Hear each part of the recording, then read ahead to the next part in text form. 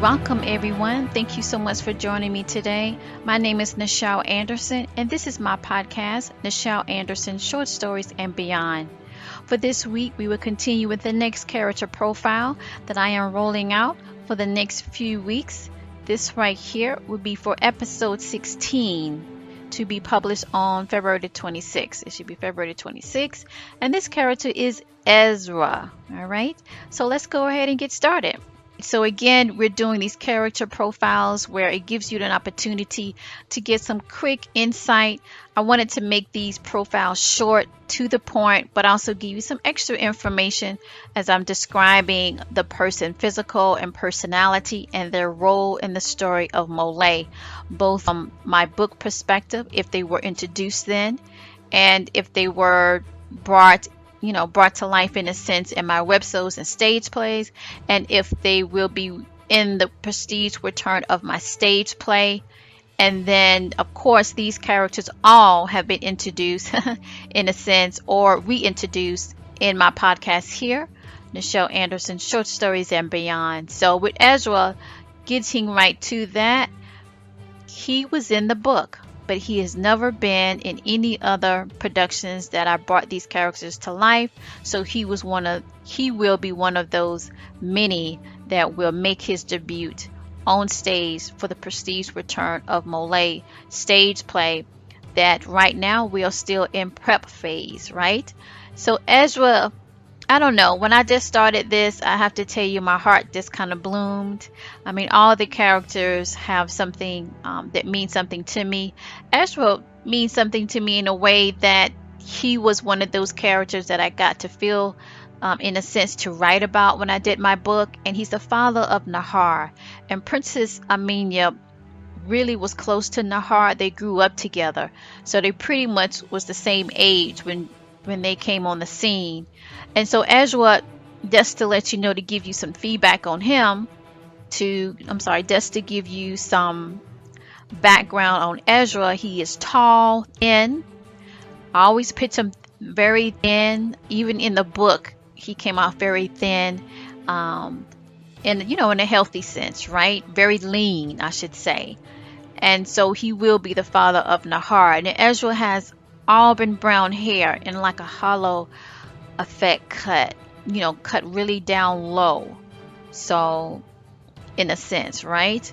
Now Nahor, kind of jumping ahead with him, when he came through the scene, his hair was basically dreads, right? And his hair was like a dark almond brown, like a brownish type, mixed with auburn type color.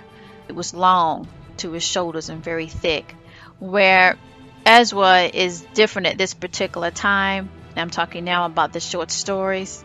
It was pretty much in a hollow effect, in a sense of cut very low, woolly in its sense. His eyes are like coral reef, very light brown, very smooth skin, like silk. Totally different from when 2 weeks ago now that I talked about Echo, and his skin seemed very rubbery, very rough. It just didn't seem very smooth as silk, and I wouldn't say shiny, but in a sense that it glowed. And perhaps maybe with his knowledge of oils and herbs and what have you, in that particular status, you have access to things to nurture your skin. But at any rate, he's a master, speaking of herbs with Ezri, he's a master of the tamat herbs, and remedies.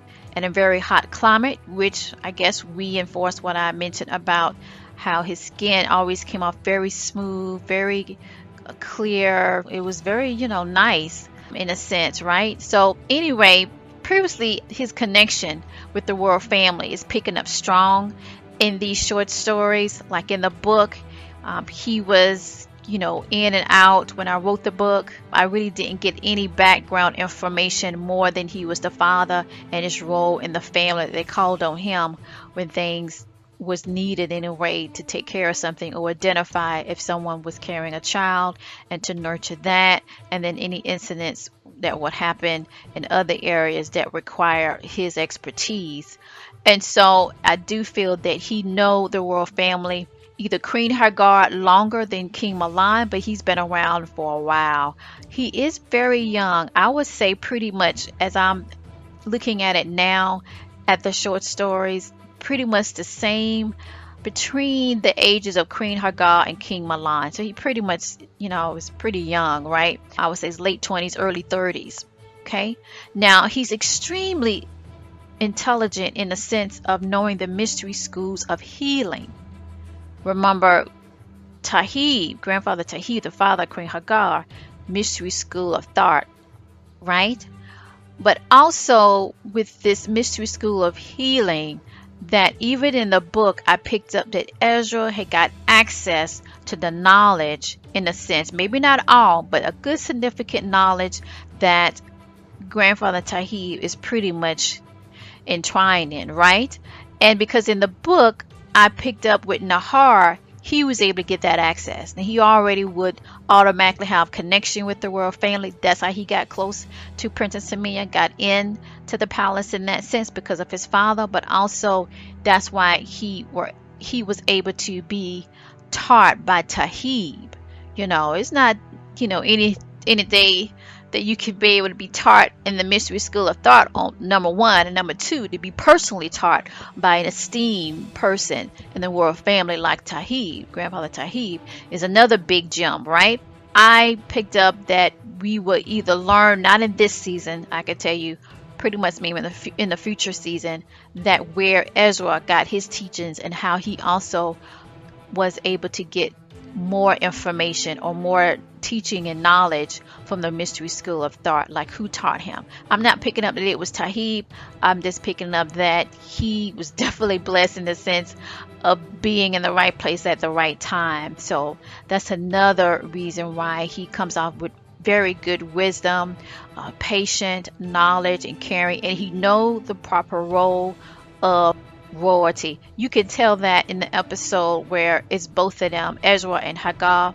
This particular episode, you might have to re-review that. Pretty much I think it's episode 3 or 4, but at any rate, having a conversation with the queen, and he's in very proper protocol in when to say something, how to say it, the proper way and to communicate. That just gives off to me that he's been around royalty for a long time. Not that he's of royalty, but he's been around that type of experience pretty much probably his whole life. So just to kind of move on a little bit from Ezra, he always dressed in his garment, which of course we would say Egyptian garment, with his wrap in a sense, and his top in a sense represents that, and his collar.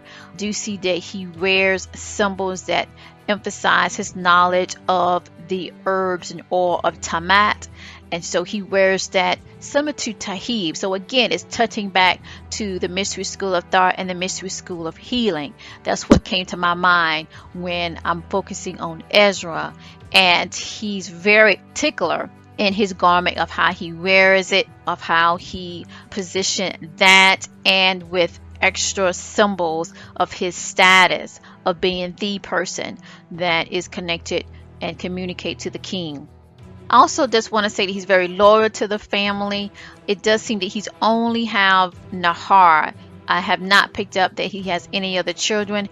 And just to let you know, to recap, in a previous episode, I believe it was a director's clip that I did, that we will learn and meet his wife, which I am so ecstatic because she did not come through when I wrote the book, and now she's coming through. I seen the scene, and so she will be coming through. So that's something to look forward to, right? All right. Well, let me go ahead and wrap this up.